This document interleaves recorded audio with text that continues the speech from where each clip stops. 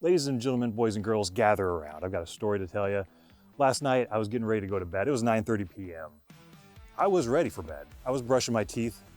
I look over at the Youngtech monitor, and there was only 64 amp hours remaining in the battery, which should be enough, but it's not enough. That's for another video why it's not enough. So just for this video, it wasn't enough. I need to start the generator. So I hustle outside, start up the trusty old Champion generator, let it warm up, put the load on it, and then about 10 minutes later, lights start flickering, and it's not sounding quite right. Something's not quite right with it. It disconnects. Actually, it didn't disconnect. It stayed connected to the Outback inverter, but the charge stopped completely.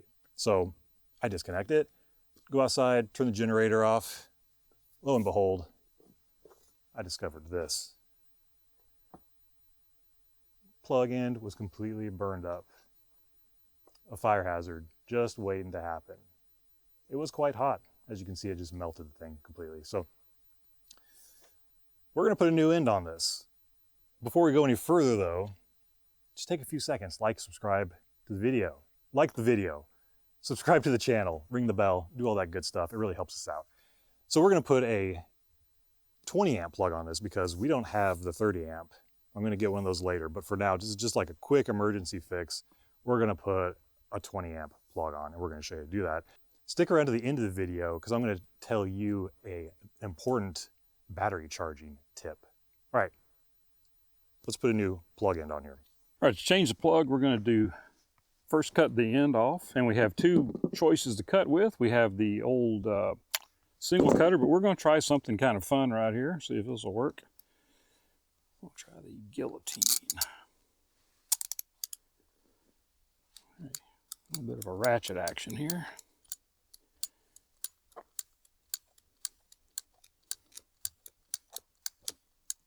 Yep, very nice. So the ratchet cutter works. Okay, next, we don't have the stripper that's typically appropriate for this, so we're going to use a razor knife to cut the outer coating back. And we're going to come down to about, come right here, score it.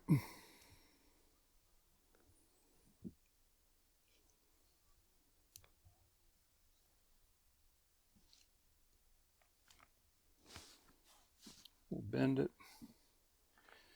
If you don't have a really nice cutter and you're using a razor knife, you want to score and check it so you don't cut into the inner wires. Yeah, look at that. Here we go.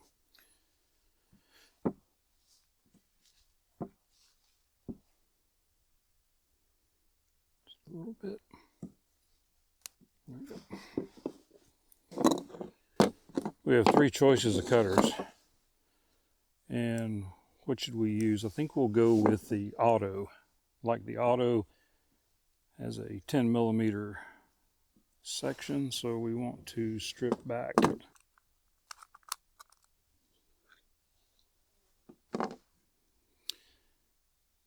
There's no strip gauge on this. Oh, there is right there. There's a strip gauge on the side here. So we come back to about right here. We'll kind of eyeball that with this cutter.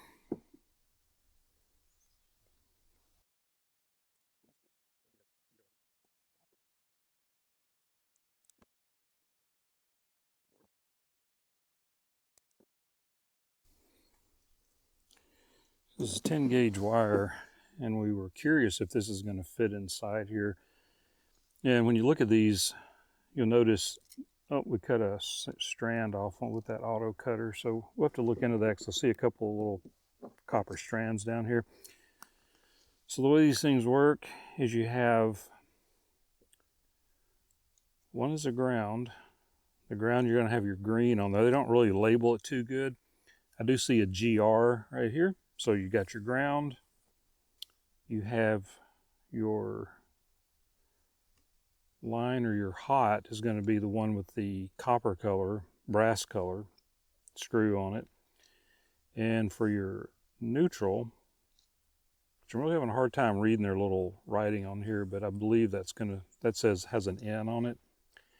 And you flip it around and you have the silver colored screw. So that's where your neutral goes.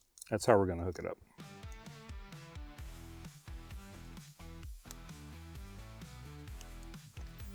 Just tighten this thing down just a little bit more. There we go. Okay, that's all in.